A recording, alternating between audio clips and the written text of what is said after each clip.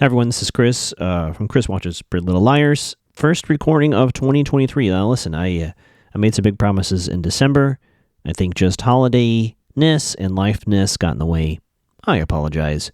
We're going to try to right that ship for 2023. Get this show back on track. Yeah, so weekly episodes, all that good stuff. We're going to try to make our way. We have 9 episodes left to get to through season 3 here. I'm trying to plan on some more fun surprises, all that good stuff. But basically, this is a mea culpa, right? This is please accept my apologies for the lack of posting in December. And hey, if you're listening to this in 2030, this won't make any sense. It'll be a time capsule of sorts. Anyway, on this New Year's Day, let's just get into... I just revealed when I record these. Ooh, a little behind the scenes. Anyway, let's just get into an episode that I want to call... Huh? Chris watches Pretty Little Liars. Chris watches Pretty Little Liars. Chris watches Pretty Little Liars, so he can help you figure out who's A. Season 3, episode 14. Oh, I just looked up the title again. She's Better Now.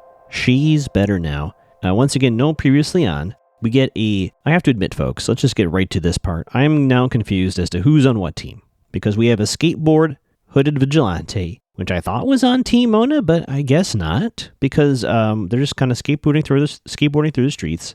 Someone shows up, so we see the skateboarder, right? Then cut to Hannah's room while she's sleeping. Somehow Mona has snuck in. She says the doctors have released her. Will you forgive me? Ren said you were my guardian angel. Ren with 3 N's. And that I'm all better now. Knock on the door. For some reason, Grandma is there. No Ashley this episode. No real explanation given for that, but, we just roll with it, I guess. So Mona leaves. We cut back to a skateboarder. Now, is the show trying to make me think this is Mona on a skateboard? I don't know. Lucas later will say he skateboards. Not quite sure the connection, but, alas, a car follows a skateboard hooded vigilante, which at first I thought, is the skateboarder Toby? Car following, skateboarder runs away, like they hop the curb, which is like, I don't know why they didn't do that sooner. Inside the car, though, we're revealed to see Evil Toby. Evil Toby, what's happened to you? Are you just going through some emotional things right now? Or have you always been this way? Evil Toby. Now, this is the first time in 3 seasons that I have thought of this. If we are assuming Pretty Little Liars uses a lot of tropes from soap operas, and it's even mentioned here with Harold later on. Are we dealing with evil twins? Is there truly an evil Toby twin running around? And that good Toby is in the hoodie? Listen, folks, nothing's off the table at this point. We just jump right into the episode. We have our credits. It's official. Mona is back. Somehow Mona was released from the hospital. We cut to the Fields household. Dad is back for this episode. He's basically installing alarms on all the windows, 24/7 active.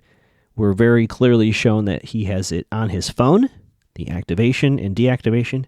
Garrett's mother is pissed. She wants to find out who killed her son. And I have to say, a bit of a impressive turn here from Dad. I didn't expect him to have this opinion, but he agrees with Garrett's mom. He thinks that the police let an innocent man go and did not protect him. So he sides with Ma Reynolds, and he says, Emily, do you think Garrett still did this? And Emily does not respond, but we do know that Emily does think Garrett is responsible for Allison's death. Cut to the brew. Spencer and Arya talk about Mona's back, and the discussion throughout this entire episode is, do we keep Mona close? Because she still has a lot of secrets to give. The NAT club is mentioned once again, how only one member remains, quote unquote. This is going to be coming up again, I'm assuming, for the rest of the season. Arya did not ask yet Byron about Allison De Laurentiis. Cut to Hannah's household where Grandma's there. Grandma doing her grandma thing. M left muffins, so we assume that's Mona. Grandma tells this lovely story about someone named Cousin Heshie. And the moral of the story is that Cousin Heshie eventually got better, so Grandma's at least initial advice is to give Mona a chance. See if Mona has actually changed. So she thinks people can change. And the Grandma character is a nice breath of fresh air in a very troubling and upsetting TV show. Cut to school. Emily, Arya, and Spencer. Hannah eventually all link up. Spencer, I think it's Emily actually that mentions the Byron Allison conspiracy. Arya is super pissed about it still. Emily is under house arrest, as we all know. Talk about Mona's back, and they see Mona dressed in this like she's on trial. She has this like collar and sweater deal going on. Arya walks by Mona. Mona says, "Hello, Arya," and just a glare from Arya. And I like this. Mona 2.0 is the moniker given to Mona. Cut to the hallway. Arya and Emily talk about Byron and Ezra, how Arya has still not mentioned to Ezra that he has a son. No son talk. And sure enough, Meredith is here, which we already told she was going to be working here, and she has this little smile on her face. Meredith does. The Meredith stuff, I don't know, folks. A very confusing episode. This is the beginning of the what? We jump right to Meredith's classroom. Mona's looking at Hannah and Arya like a puppy dog. Arya's on her phone. Meredith says, "Hey, Arya, are you on your phone?" Arya says no. I mean, that was probably the worst lie in the show's history up to this point. And that's saying a lot. Meredith takes the phone and she says, "I read it. You're talking shit about me. LOL, LOL. Let's talk after class." So all four liars are there. Meredith is like, "Hey, let's just try to do our jobs here. I'm your teacher. You're my students. Let's do this." I'm like, "Okay, bye." Cut to the hallway. Mona and Hannah. Mona opens her locker. Okay, I'm just going to tell you what happens. Opens her locker. There's a brain with a knife through it in like a cork board in her locker. I guess this brain was taken from one of the labs, dissecting labs. And the note says, "Take one mad cow to know another," which is quite a dated reference. About this time, I still think the mad cow disease was headline news, although I don't know if that's true or not. But that's what it's referring to. You know, watching this in 2023, I was like, wow, mad cow. That is quite a reference. At any rate, Mona takes the brain and knife, walks down the hallway, makes eyes with Lucas. Lucas is like, "Ugh." Makes eyes with Jason. Jason's like, "Ugh." And she throws it in the garbage. She throws the brain in the garbage, then throws a knife in the garbage. She walks past Lucas, whispers to him, and then Hannah. So then Mona walks away. Hannah runs up to Lucas and says, "What did Mona say to you?" And he says, "I can't talk." He runs away. Actually, he doesn't run away. He limps away. It's made very clear that Lucas is limping. Which is, now I'm starting to understand the game of the show. If it's too obvious, if I figure it out while watching it, it's not true. And if I figure it out, and if I figure out twist number one while watching it, also not true, which we'll get to. Cut to the bathroom, Emily, Spencer, and Arya. Seems like everyone but Spencer is starting to feel bad for Mona a little bit. And then there's a fear that people think that they did this prank on Mona. Mona walks in, she's looking at herself in the mirror, and she says, "Well, you should thank me for helping you," to Emily, which I'm guessing is referring to something from season 2. Although I don't think that's what she's referring to. I guess Garrett? I don't know what she's referring to when I think about it now. But Mona wants to earn their trust back, and then she leaves.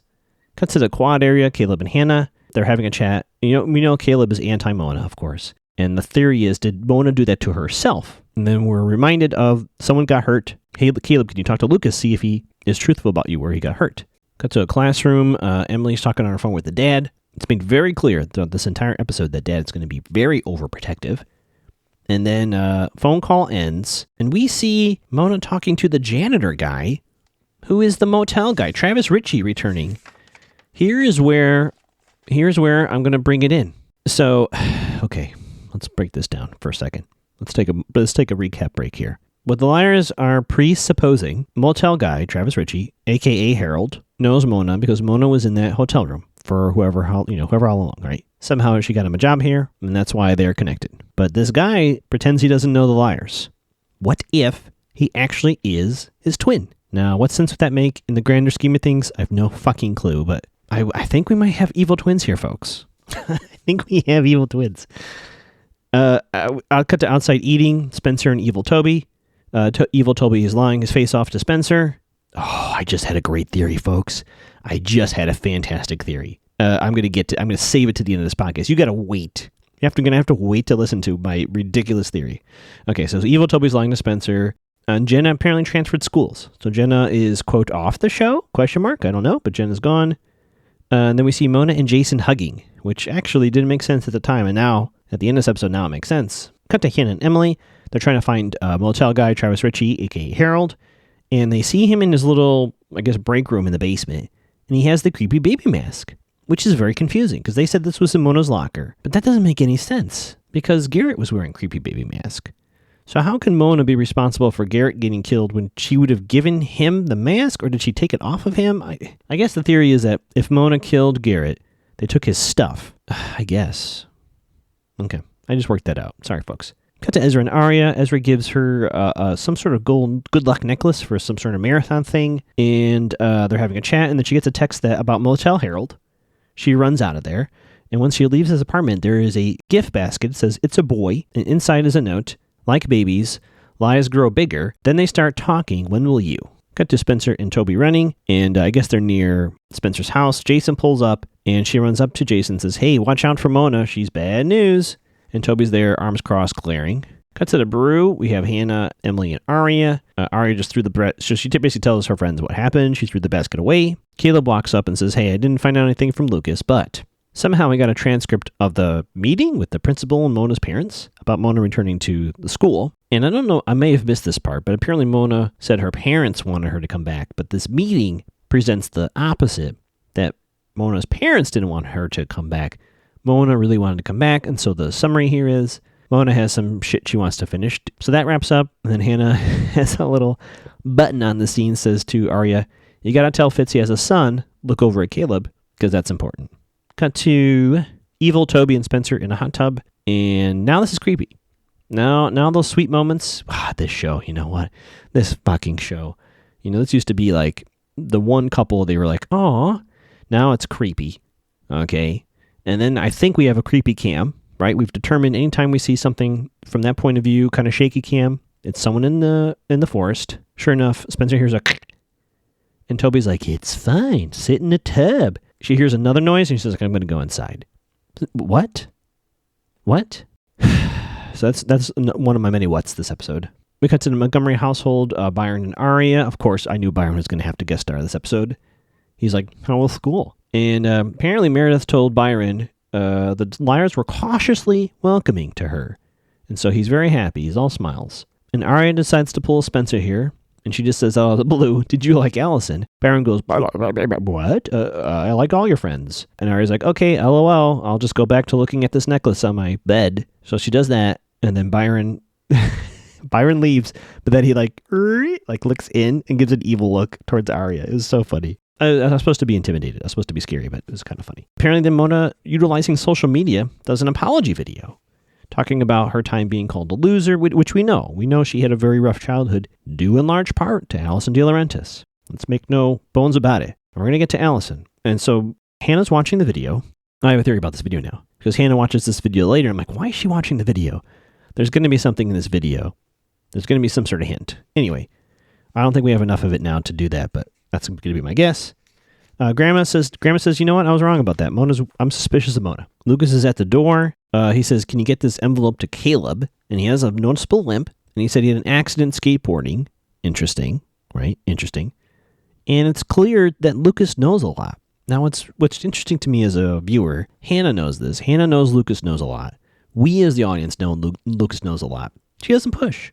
She doesn't ask him to tell. She pushes Mona. She pushes everybody else. Why does no one push Lucas? He's clearly on the inside. Very confusing.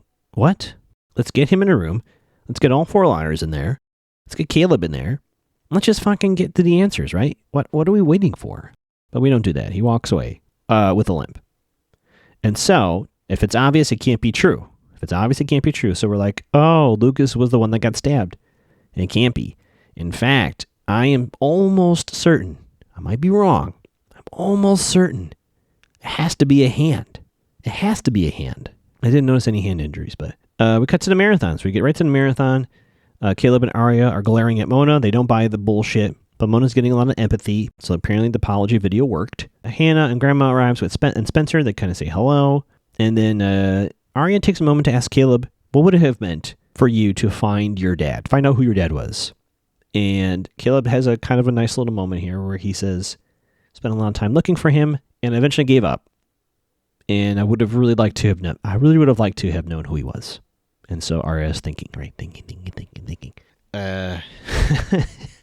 Again, Grandma, with the comic relief, decides to sing the national anthem under no one's request nor authorization. She just starts singing into the microphone. And then the person running the marathon shoots a fucking gun to start the race. I was like, yikes. Another Chekhov's gun. So the plan is we're going to use the marathon to sneak into Harold the janitor's room. Everyone will be distracted. Now, why do this during the marathon? I don't know. Why not just do it on the weekend? But, Who am I? Who am I to judge? Who am I to judge these plans? And Hannah lets it slip, which is something we, the viewers, always knew and assumed. Hannah's like, I think Mona was on the ghost train, which I call the Halloween train. That's the ghost train to me. It cuts to the Fields fortress. Emily is locked in, and he's like, I'm going to go for an errand. I'm going to leave my coat here with my phone. He walks away. Emily switches phones. So Dad pieces out, and she disarms the house, as we would have assumed.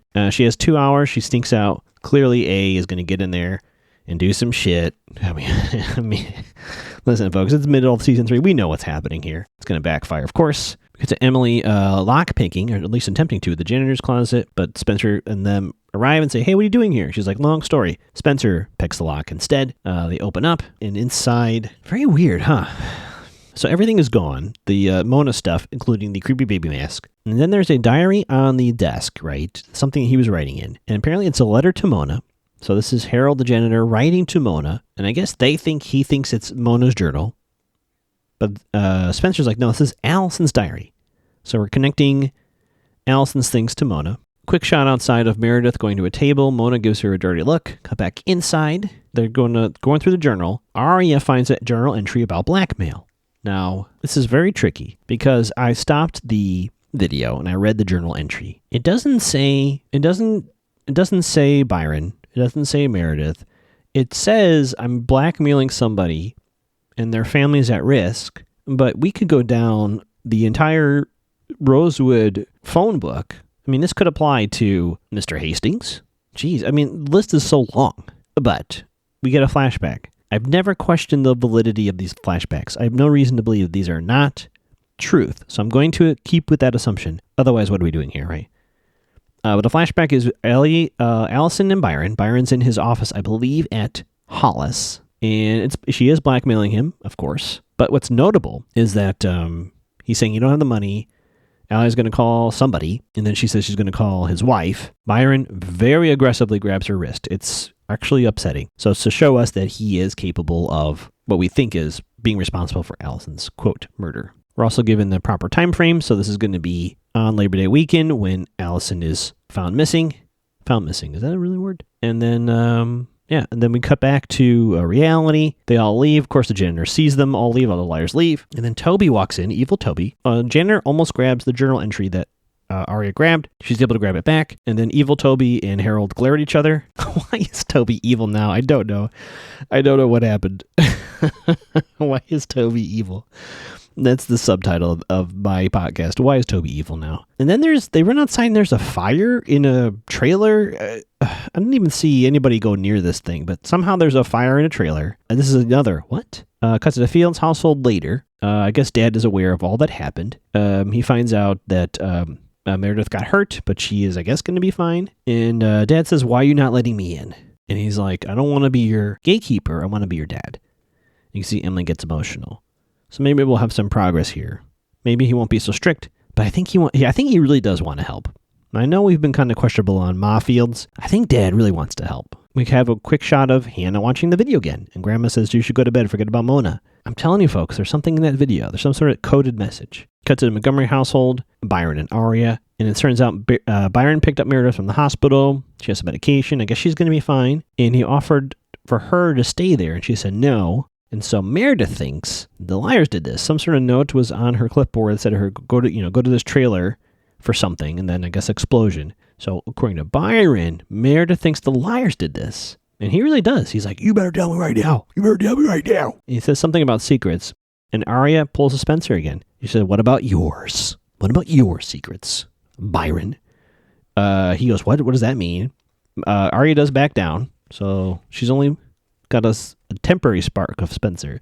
I think Spencer would have pushed it, but Aria's like, never mind, haha, just kidding. And she says, can you leave the door open?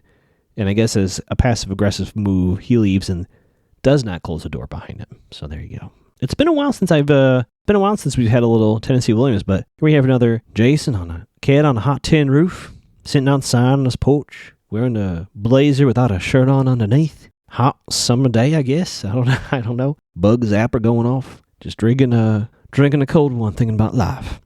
Spencer walks up and says, hey, remember what I said about Mona? What do you think now? And he's like, yep. Aria calls Spencer, and they're having a very loud conversation for some reason. Aria's like, A set us up. Byron is seen overhearing it. I'm assuming Jason hears it too. Spencer's like, goodbye. And then Spencer walks away. Mona walks out from the dealer-renter's house, puts a bandage on Jason's wound in his side. So it looks like they're hooking up. And then finally, for our post-credit scene, I know I'm making a bold statement when I say this. This might be the most confusing post-credit scene I've ever seen.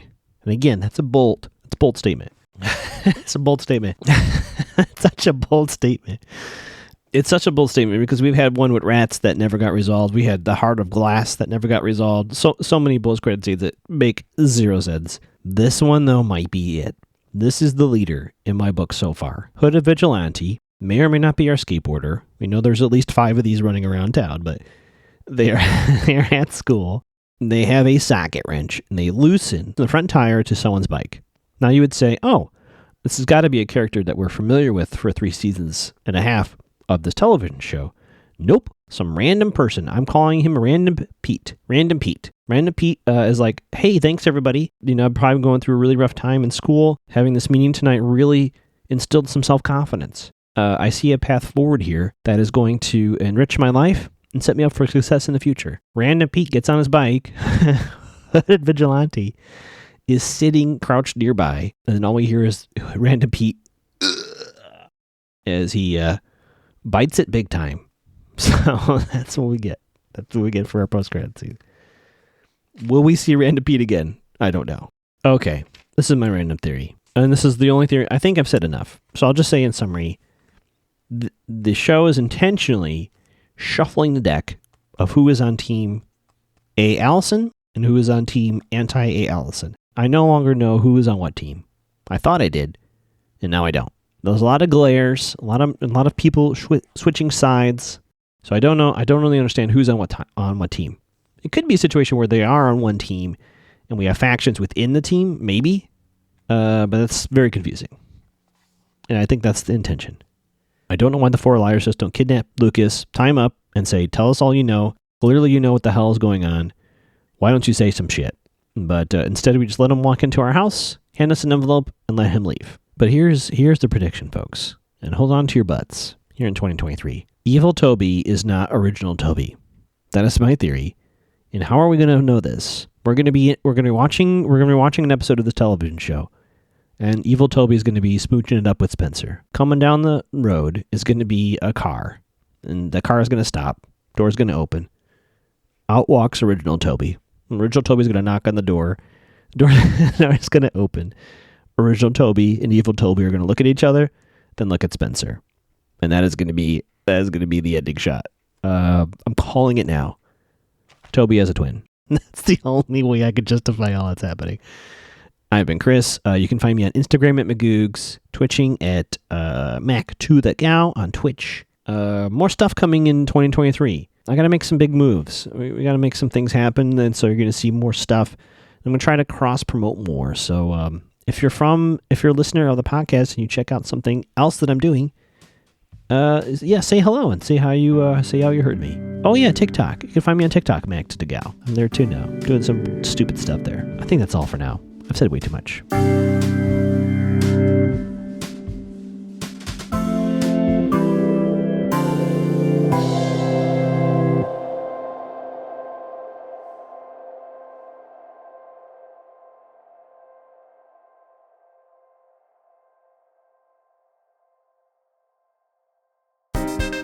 Evil Toby, what's happened to you?